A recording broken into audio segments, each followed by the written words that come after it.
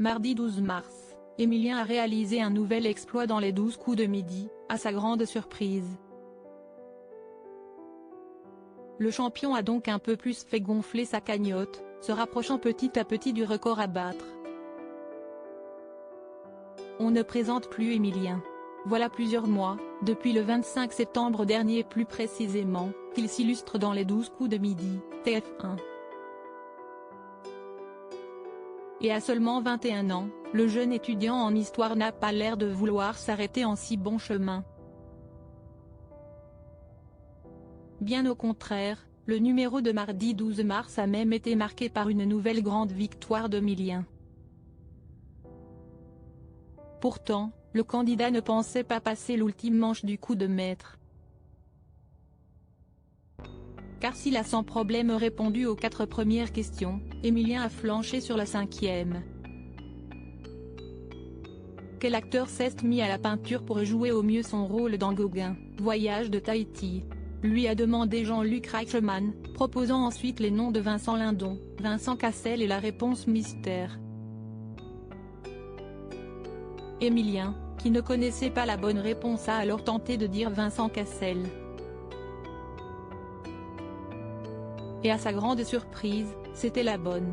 J'étais presque persuadé de m'être trompé et d'avoir confondu, a-t-il réagi après coup. Son coup de poker lui a permis d'enrichir sa cagnotte de 10 000 €.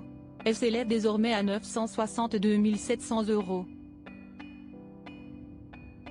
Ce nouveau coup de maître lui a également donné l'opportunité de tenter de découvrir l'étoile mystérieuse. Une case a donc été découverte et a révélé maintenant un objet ressemblant à une banane. Impossible alors encore pour Emilien de trouver l'identité de la personnalité derrière l'étoile. Mais comme il fallait donner un nom, il s'est aventuré à proposer Julien Courbet.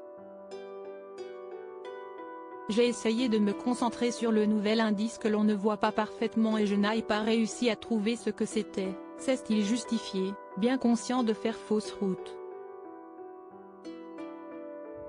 Emilien tout prêt à battre le plus grand record du jeu. Ce ne sera pas encore pour cette fois qu'Emilien découvrira l'étoile mystérieuse. Mais il peut être rassuré, sa place dans l'aventure de TF1 n'est toujours pas menacée. Déjà intégré au cercle très fermé des plus grands maîtres de midi du jeu, il se rapproche doucement mais sûrement vers le record historique du programme, obtenu par Bruno Ourcade, qui traîne 252 participations et 1,02 million € de gains.